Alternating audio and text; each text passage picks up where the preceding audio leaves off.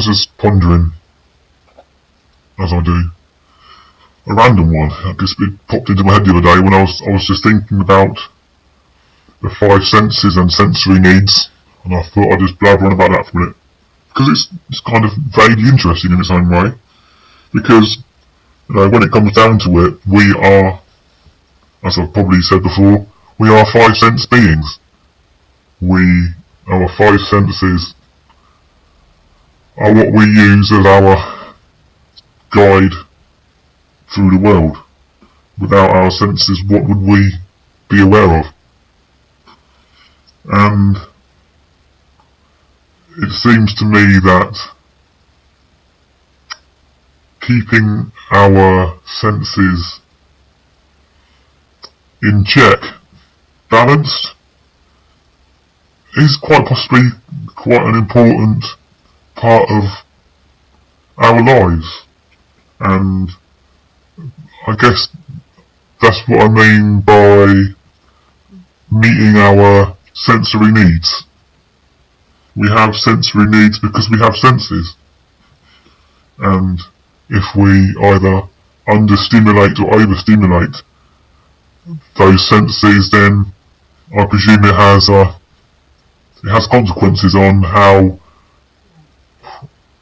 everything, on various aspects of our lives, physically, mentally, and so on. I started considering this because I know someone who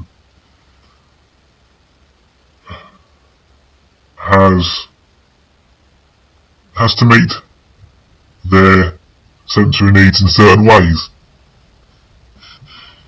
Loves, for example, eating meat.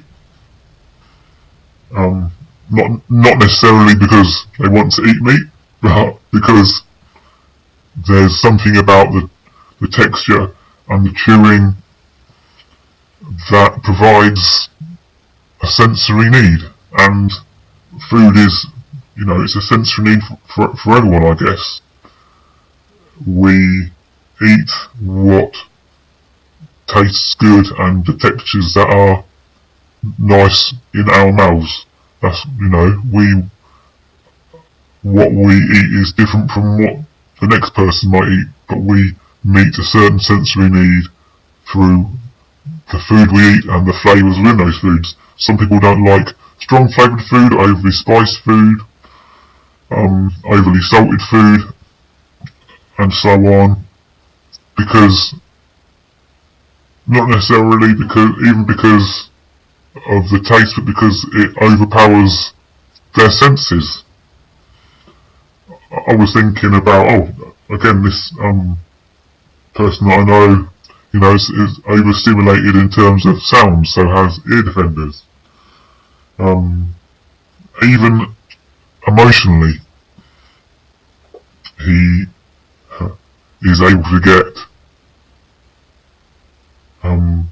his emotional needs met through certain people, and therefore doesn't necessarily require other people so much in his life to meet his needs because they're met elsewhere. And it's just interesting. I was thinking about music the other day because it's a massive sensory need, or it meets certain sensory needs. And a lot of people, when they're younger, like a certain type of music or certain types of music, and maybe that changes as they get older. Some people like, incredibly loud music when they're younger because it meets that sensory need, that almost that hormonal need of a release of hormones, of angers and frustrations and so on. And as you get older, maybe those sensory needs change and you listen to more mellow music.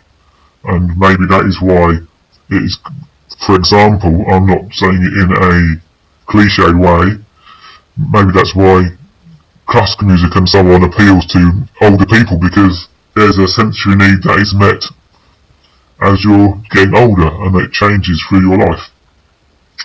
For myself, I used to listen to probably louder stuff than I do now. These days I'd listen to more acoustic stuff, again because those needs have changed.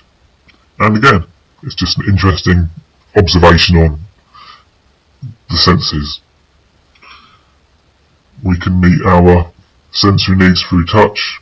There's certain things we like the touch of, certain things we don't like the touch of, and again, it can help or hinder us in our lives.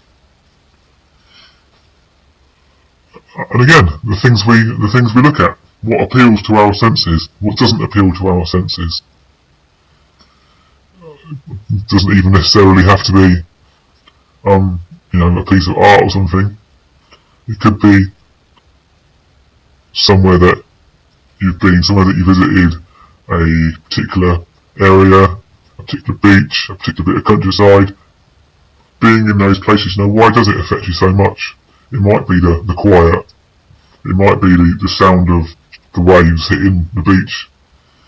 It might be listening, actually being able to hear birds and insects. That's meeting a sensory need, but then so is what your eyes are taking in. Taking in a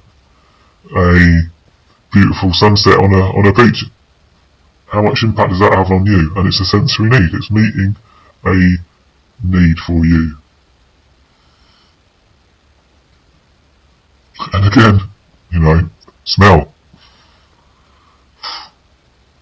What meets your sensory needs smell-wise, Good food, flowers, scents, so on and so on, and then what doesn't.